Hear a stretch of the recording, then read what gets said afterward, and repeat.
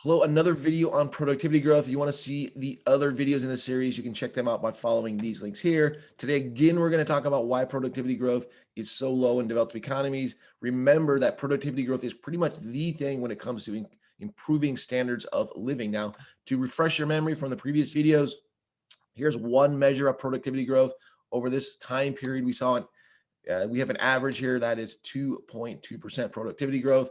We can dive in and say, well, what about since 2004? That would be this line here. Average drops to 1.6. It's considered pretty weak. We can also even go a little bit closer to the present, say from 2010 onward, we get this average here.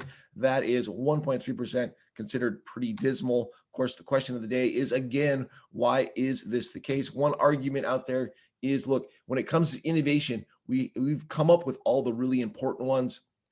Doesn't seem to have a lot of merit. Number one, if you think about productivity growth, you need the tools to make that productivity growth happen. And with our computing power and things of that nature, it's actually made it a little bit easier. Doesn't seem to be the case. You also think about the global economy. We used to be pretty isolated. Now we all have advantage is in terms of being able to use the innovations that are happening in India and China and other places around the world. We're getting the benefit of those. Also, we have really tremendous communication abilities now compared to the past. So we're able to share those ideas very, very readily. Innovation does not appear to be the case here in terms of a cause for productivity growth declines. Another idea out there is competition. Could be some merit to this, right? So we have, lessening competition, especially here in the United States, got a lot of big players that are dominating things. They may not have the incentive to improve the productivity like we have seen in the past. Now, incidentally, I do have another video out there where I talk about some of the ramifications with lowering productivity. You can watch that video following that link I just put up there. Another idea here is the companies just generally aren't following best practices. If you think about management and their ability to implement best practices, it's just not happening in a lot of ways. Part of this is a little bit to blame in terms of that short-term thinking. We got to get our quarterly numbers. So we're not going to invest in order to make the long-term better. This could have an impact here. There does seem to be some merit to this, although it is definitely not the full story. Another thing that's thrown out there is worker skills. We're just saying, look, the way that the economy has changed, we've moved to this, from manufacturing to a more service economy. We just don't have the demand for skilled workers, right? We just don't see that. You have CEOs saying, look, I'm not willing to spend the money to train you in order to make things better. I don't want to spend the money, again, going back to that short-term versus long-term.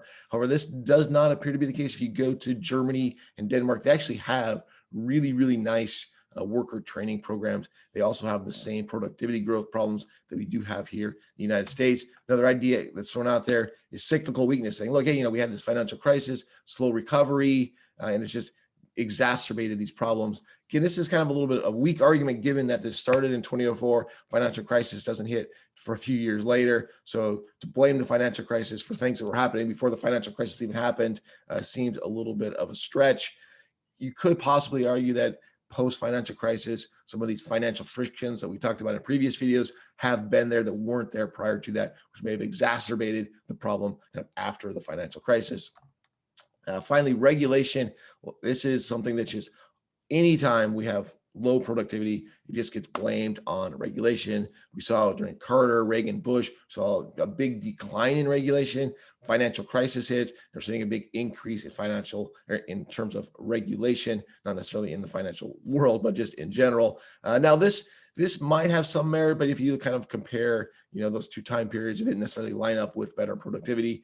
To the extent that this regulation kind of makes competition weaker or just doesn't even allow competition to be there, provides barriers to entry, then there is some merit to that, I would say. So that's it for today. We're going to follow this up with one final video where we'll talk about measurement. So there is some argument out there that it's all just measurement error, that all these numbers we're looking at are just nonsense anyway because we're not measuring it correctly. We'll go into that in more detail. That's it for today. Thank you so much. I'm Brian Kozlowski.